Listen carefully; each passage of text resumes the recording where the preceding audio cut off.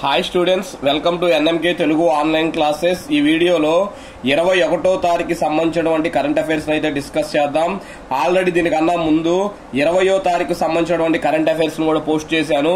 ఒకవేళ ఎవరైనా చూడకపోయింటే కనుక చూసి ఒక దగ్గర అయితే కరెంట్ అఫైర్స్ రాసుకోండి. ఓకే, చూడండి. దాంట్లో భాగంగా మనకి చాలా మంది అయితే చూస్తున్నారు కానీ లైక్ అయితే చేయట్లా. కాబట్టి దయచేసి వీడియో చూసే వాళ్ళందరూ కూడా ఒక లైక్ అయితే వేయండి. ఓకే, చూడండి. ఫస్ట్ బిట్, ఆంధ్రప్రదేశ్ జలవనరుల శాఖ ప్రత్యేక ప్రధాన కార్యదర్శిగా ఎవరు నియమితులయ్యారు? అదొన్నా ఆంధ్రప్రదేశ్ జలవనరుల శాఖ ప్రత్యేక ప్రధాన కార్యదర్శిగా ఎవరు నియమితులయ్యారు అంటే జి సాయి ప్రసాద్ అంటారు. జి సాయి ప్రసాద్.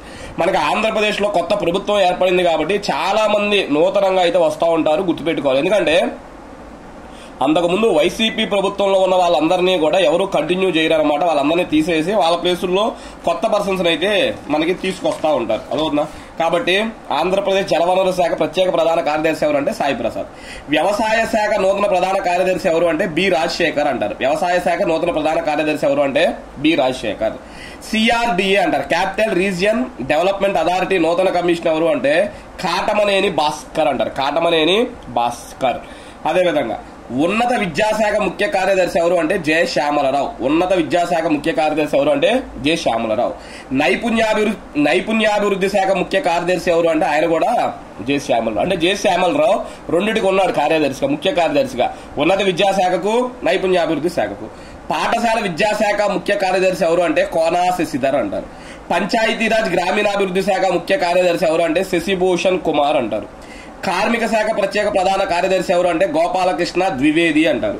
పురపాలక శాఖ ప్రత్యేక ప్రధాన కార్యదర్శి ఎవరు అంటే అనిల్ కుమార్ సింగాల్ అంటారు. Anil Kumar Singhal. Civil supply commissioner ఎవరెవరు అంటే సిద్ధార్థ్ జైన్ అంటారు. సిద్ధార్థ్ జైన్.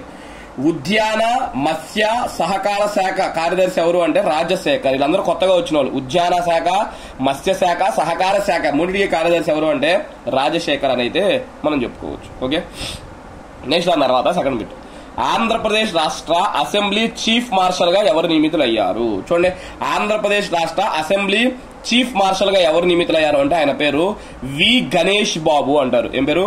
వి గణేష్ బాబు అంటారు, గుర్తుపెట్టుకోండి. నెక్స్ట్ దాని తర్వాత ఆంధ్రప్రదేశ్ అసెంబ్లీ ప్రొటెం స్పీకర్ గా ఎవరు ప్రమాణ స్వీకారం చేశారు? Important. Andhra Pradesh assembly pro tem speaker గా ఎవరు ప్రమాణ స్వీకారం చేశారు అంటే ఆయన పేరు గోరంట్ల బుచ్చయ్య చౌదరి అంటారు. ఆయన రాజమండ్రి రూరల్ ఎమ్మెల్యే అనమాట. గోరంట్ల బుచ్చయ్య చౌదరి రాజమండ్రి రూరల్ ఎమ్మెల్యే అని పిలుస్తారు. ప్రొటెం స్పీకర్ ని చూడండి, కేంద్రంలో ప్రొటెం స్పీకర్ ని ఎవరు నియమిస్తారు అంటే రాష్ట్రపతి. ఎక్కడ? లోక్సభలో. అదే రాష్ట్రంలో ప్రొటెం స్పీకర్ ని ఎవరు నియమిస్తారు అని అడిగితే మాత్రం గవర్నర్. ఇది గుర్తుపెట్టుకోవాలి. ప్రొటెం స్పీకర్ రాష్ట్ర శాసనసభలోనూ ఉంటాడు, అదేవిధంగా లోక్సభలో కూడా ఉంటాడు. లోక్సభలో ప్రొటెం స్పీకర్ అయితే రాష్ట్రపతి నియమిస్తాడు, రాష్ట్రపతి ప్రమాణ స్వీకారం చేస్తాడు. అదే రాష్ట్ర అసెంబ్లీకి ప్రొటెం స్పీకర్ అయితే గవర్నర్ నియమిస్తాడు, గవర్నరే ప్రమాణ స్వీకారం చేయిస్తాడు అన్నమాట. ఓకే, నెక్స్ట్ దాని తర్వాత 4, ఆగ్నేయ ఆసియాలో సౌత్ ఈస్ట్ నేషన్స్ అంటారు, ఏషియన్ నేషన్స్ అంటారు. అదొన్నా ఆగ్నేయ ఆసియా. ఆగ్నేయ అంటే సౌత్ ఈస్ట్ ఏషియన్ అనమాట. లో తొలిసారిగా వివాహ సమానత్వ బిల్లును ఆమోదించిన దేశం ఏది? ఇంపార్టెంట్. చూడండి, ఆగ్నేయ ఆసియాలో తొలిసారిగా వివాహ సమానత్వ బిల్లును ఆమోదించిన దేశం ఏది అంటే థాయిలాండ్ అని చెప్పుకుంటారు. ఏంటిది? థాయిలాండ్. ఈ బిల్లు ద్వారా స్వలింగ వివాహాలకు చట్టబద్ధం చేసిన ఆగ్నేయ ఆసియాలో తొలి దేశంగా థాయిలాండ్ నిలవనుంది. ఈ బిల్లు ఎప్పుడైతే అక్కడ ఉన్నటువంటి థాయిలాండ్ చక్రవర్తి చేత ఆమోదించబడిందో అప్పటి నుంచి వివాహ సమానత్వం, అందరి వివాహాలను సమానంగా చూడాలి. మరి అప్పుడు స్వలింగ వివాహాలను కూడా ఏం చేయాలి? సమానంగా చూడాలన్నమాట. అదవుతుందా? కాబట్టి స్వలింగ వివాహాలను చట్టబద్ధం చేసిన ఆగ్నేయ ఆసియాలో తొలి దేశంగా థాయిలాండ్ అవతరిస్తుంది. 2019లో తైవాన్ దేశం, 2019లో తైవాన్ దేశం, 2023లో నేపాల్ దేశం స్వలింగ వివాహాలను చట్టబద్ధం చేసిన తరువాత ఆసియాలో 3వ దేశంగా థాయిలాండ్ నిలవనుంది.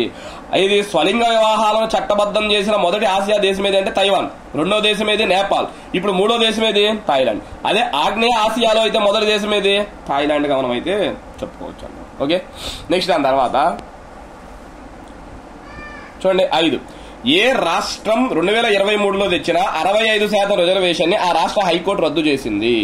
ఏ రాష్ట్రం 2023లో తెచ్చిన 65% రిజర్వేషన్ ఏ రాష్ట్ర హైకోర్టు రద్దు చేసిందంటే బీహార్. చూడండి, మనకి రాజ్యాంగ సుప్రీంకోర్టు ఇచ్చినటువంటి తీర్పు ప్రకారం ఏ రాష్ట్రంలో కూడా రిజర్వేషన్ ఎంత మించకూడదు? 50కి మించకూడదు. కానీ లాస్ట్ టైం బీహార్ రాష్ట్రంలో కులగణన చేసి బీసీలు ఎక్కువ ఉన్నారు కాబట్టి బీసీలకు ఎక్కువ రిజర్వేషన్ ఇవ్వాలని చెప్పి ఉన్న 50% ఇంకా పెంచి 60% చేశారు. ఇప్పుడు దాన్ని అది బీహార్ కోర్టు అనమాట, బీహార్ హైకోర్టు అంటే పాట్నా హైకోర్టు దాన్ని అయితే రద్దు చేసింది. నెక్స్ట్ దాని తర్వాత అంతర్జాతీయ యోగా దినోత్సవం, ఇంటర్నేషనల్ యోగా డే ఎప్పుడు అంటే జూన్ 21 అని చెప్తారు. ఇంటర్నేషనల్ యోగా డే ఎప్పుడు? జూన్ 21. మరి 2024 థీమ్ ఏముంది? 2024 థీమ్ చూసుకున్నట్లయితే yoga for self and society. చాలా ఇంపార్టెంట్. చూడండి, yoga for self and society అనేది ఈ ఏడాది యొక్క థీమ్ అనమాట. ప్రధాని మోడీ జమ్మూ కాశ్మీర్, జేఎండ్కే అంటే జమ్మూ కాశ్మీర్ లోని ఢాల్ అంటారు, లేదా దీన్నే దాల్ అంటారు అనమాట. ఈ ఢాల్ లేదా దాల్ అనేది ఒక సరస్సు అనమాట. భారతదేశంలో అతిపెద్ద మంచినీటి సరస్సు ఏది అంటే దాల్ సరస్సు అంటారు. ఓకే, దాల్ సరస్సు ఒడ్డున 7,000 మందితో జరిగే యోగా కార్యక్రమంలో పాల్గొన్నారు. మోదీ గారు జమ్మూ కాశ్మీర్ లోని దాల్ సరస్సు ఒడ్డున పాల్గొనడం అయితే జరిగింది. ఈ ఏడాది ఎన్నో యోగా దినోత్సవాలు జరిపారు అంటే 10వ అంతర్జాతీయ యోగా దినోత్సవాన్ని అయితే ఈ ఏడాది ఘనంగా అయితే నిర్వహించారు, గుర్తుపెట్టుకోండి. నెక్స్ట్ బిట్ 7, ఫిన్లాండ్లోని, చూడండి, ఫిన్లాండ్లోని తుర్కు అనే ప్రాంతంలో, ఫిన్లాండ్లోని తుర్కులో జరిగిన, ఇది గుర్తుపెట్టుకోవాలి, పావో నూర్మీ గేమ్స్ 2024. పావో నూర్మీ గేమ్స్ 2024లో పురుషుల జావెలిన్ త్రోలో బంగారు పథకాలు ఎవరు గెలుపొందారు? చూడండి, ఎవ్రీ ఇయర్ జరుగుతానే ఉంటాయి టోర్నమెంట్స్. అయితే ఈ మనకు అంత ఇంపార్టెంట్ ఏం కాదనమాట. కానీ ఎప్పుడైతే మన భారతీయుడు గెలిచాడో అప్పుడు మనకి ఇంపార్టెంట్ అవుతాయి అన్నమాట. అదవుతుందా? కాబట్టి జావెలిన్ త్రోలో బంగారు పథకాన్ని ఎవరు గెలిచారు అంటే నీరజ్ చోప్రా అంటారు. దేంట్లో? పావో నూర్మీ గేమ్స్ 2024. ఎక్కడ జరిగినవి? ఫిన్లాండ్ లోని తుర్కులో అయితే జరిగినాయి అంట, గుర్తుపెట్టుకోండి. నెక్స్ట్ దాని తర్వాత చూడండి, మనకి 8వ బిట్ అనమాట. ప్రపంచ శరణార్థుల దినోత్సవం, వరల్డ్ రెఫ్యూజీ డే అంటారు. ప్రపంచ శరణార్థుల దినోత్సవం ఏ రోజు అంటే జూన్ 20వ తారీఖున ప్రపంచ శరణార్థుల దినోత్సవాన్ని జరుపుకుంటారు. మరి 2024 థీమ్ ఏంటి? ప్రపంచ శరణార్థులకు ఒక థీమ్ కూడా ఉందన్నమాట, ఎవ్రీవన్ ఈజ్ వెల్కమ్. చూడండి, ఎవ్రీవన్ ఈజ్ వెల్కమ్ అనేది ఈ ఏడాది యొక్క థీమ్ గా అయితే నిర్ణయించారు. నెక్స్ట్ దాని తర్వాత 2014-15 ఖరీఫ్ సీజన్ గాను మద్దతు ధరను ఎన్ని రూపాయలు పెంచింది? అదవుతుందా? ఇక్కడ దేనికి మద్దతు ధర అంటే చూడండి, వరికి అనమాట. అదవుతుందా? వరి మద్దతు ధరను ఎన్ని రూపాయలకు పెంచింది అంటే 117 రూపాయలు పెంచిందంట. అదవుతుందా? 117 రూపాయలు. వరి కనీస మద్దతు ధరను క్వింటాకు, గుర్తుపెట్టుకోండి, క్వింటాకు 117 రూపాయలు పెంచారంట. అదవుతుందా? వరి కనీస మద్దతు ధరను క్వింటాకు ఎంత పెంచారంట? 117 రూపాయలు అయితే పెంచారు. అత్యధికంగా వలిసెలు అంటారు. చూడండి, అత్యధికంగా వలిసెలు, నైగర్ సీడ్ అంటారు దాన్ని. అదవుతుందా? అత్యధికంగా వలిసలు నైగర్ సీడ్ పై కనీస మద్దతు ధరను క్వింటాకు 983 రూపాయలు పెంచారు. పెంచిన వాటన్నిటిలో అత్యధికంగా 983 రూపాయలు వలిసలకు పెంచారు. అదే వరికి అయితే మాత్రం 117 రూపాయలు అయితే పెంచారు. ఓకే, చూడండి మనకి పేపర్లో ముఖ్యంగా ఈ టేబుల్ అయితే ఇచ్చాడు అనమాట. ఇక్కడ రాశాను. నా తర్వాత ఎవరైతే పీడిఎఫ్ తీసుకుంటారో వాళ్ళందరికీ కూడా ఈ చక్కగా ఇలాగే టేబుల్ ఫార్మేట్ లో ఇస్తాను, గుర్తుపెట్టుకోండి. అదవుతుందా? ముఖ్యంగా మీరు గ్రూప్ 2 రాసే వాళ్ళు ఎవరైతే ఉన్నారో ఆ గ్రూప్ 2 వాళ్ళకి ఖచ్చితంగా ఇది ఇంపార్టెంట్ అనమాట. అడగడానికి ఇక్కడ నుంచి ఛాన్స్ అయితే ఉంది, గుర్తుపెట్టుకోండి.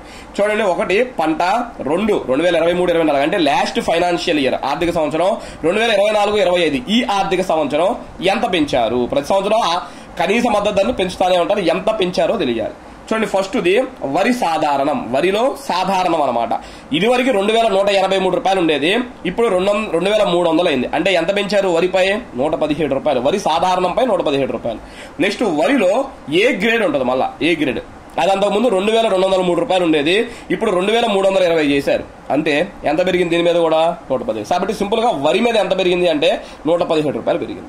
నెక్స్ట్ జొన్న హైబ్రిడ్ అనమాట. చూడండి, జొన్నలో వచ్చేటప్పటికి హైబ్రిడ్ దాది ఒకప్పుడు 3180గా ఉండేది, ఇప్పుడు 3371గా చేశారు. ఎంత పెంచారు అంటే 191 రూపాయలు పెంచారు. నెక్స్ట్ జొన్నలో మాల్దండి అంటారు, జొన్న మాల్దండి, దాని మీద 196 రూపాయలు పెంచారు. ఎంత? 196. నెక్స్ట్ దాని తర్వాత సజ్జల మీద చూసుకున్నట్లయితే 125 రూపాయలు పెంచారు. నెక్స్ట్ రాగి మీద చూసుకున్నట్లయితే 444 రూపాయలు పెంచారు. నెక్స్ట్ 7 మొక్కజొన్న మీద చూసుకున్నట్లయితే 135 రూపాయలు పెంచారు అనమాట. ఎంత? 135 రూపాయలు పెంచారు. నెక్స్ట్ కంది మీద చూసుకున్నట్లయితే 550 రూపాయలు పెంచారు.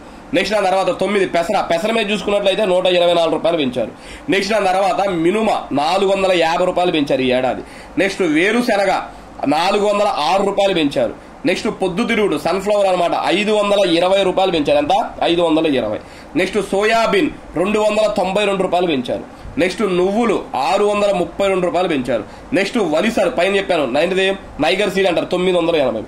మీరు ఇక్కడ చూసుకున్నట్లయితే అత్యధికంగా దేని మీద పెంచారు అంటే 983 వలిసల మీద పెంచారు. నెక్స్ట్ పత్తి అనమాట, మధ్య రకం 501 రూపాయలు పెంచారు. అదేవిధంగా పత్తి పొడవు రకం అనమాట, దాని మీద కూడా 501 రూపాయలు అయితే పెంచారు. కాబట్టి చూడండి, ఎవరైతే గ్రూప్ 2 పెరుగుతున్నారో, గ్రూప్ 2 ప్రిపేర్ అవుతున్నారో, సారీ ఫ్రెండ్స్, ఎవరైతే గ్రూప్ 2 ప్రిపేర్ అవుతున్నారో వాళ్ళు ఖచ్చితంగా ఈ ఏడాది వరి యొక్క కనీస మద్దతు ధరను ఎంత చేశారు అని అడుగుతాడు, ఎంత పెంచారు అని అడుగుతాడు. అదవుతుందా? కాబట్టి ఇది ఈ రెండు కూడా మీరు ఖచ్చితంగా అయితే గుర్తుపెట్టుకోవాల్సింది. ఓకే, నెక్స్ట్ అదేవిధంగా గ్రూప్ 2 ప్రిపేర్ అయితే అది అన్ని చదువుకోవాల్సింది. మామూలు ఎగ్జామ్స్ వాళ్ళు అయితే మాత్రం వరి మీద ఎంత పెంచారు ఇవి చదువుకుంటే సరిపోద్ది అనమాట. అదవుతుందా? గ్రూప్ 2 వాళ్ళు ఈ రెండు చదువుకోవాలి, మిగతా వాళ్ళు అయితే ఇవి చదువుకోండి సరిపోతుంది. నెక్స్ట్ బిట్ 10 చూడండి. 72,000 కోట్లతో భారీ ఓడరేవును ఏ రాష్ట్రంలో నిర్మించేందుకు కేబినెట్ నిర్ణయం తీసుకుంది అంటే మహారాష్ట్రలోని వధావన్ అంటారు. ప్రాంతం పేరు వధావన్. మహారాష్ట్రలోని వధావన్ లో 72,000 కోట్లతో భారీ ఓడరేవును నిర్మించాలని కేబినెట్ నిర్ణయం తీసుకుందంట. చూడండి, 7,453 కోట్లతో గుజరాత్ తమిళనాడులోని ఇదొక బిట్టు మళ్ళా 7,453 కోట్లతో గుజరాత్ తమిళనాడులోని సముద్ర తీరాలలో ఒక్కొక్కటి 500 మెగావాట్ల సామర్థ్యంతో పవన విద్యుత్ కేంద్రాలను నిర్మించాలని కేంద్రం నిర్ణయం తీసుకుంది. చూడండి, తమిళనాడులో ఒక పవన విద్యుత్ కేంద్రం అంట, గుజరాత్ లో ఒక పవన విద్యుత్ కేంద్రం అంట. తమిళనాడులోని పవన విద్యుత్ కేంద్రంలో 500 మెగావాట్ల విద్యుత్ సామర్థ్యం అంట, గుజరాత్ లో కూడా పవన విద్యుత్ కేంద్రం 500 మెగావాట్ల సామర్థ్యం. దానికోసం ఎంత కేటాయించారు? 7,453 కోట్లు అయితే కేటాయించారు.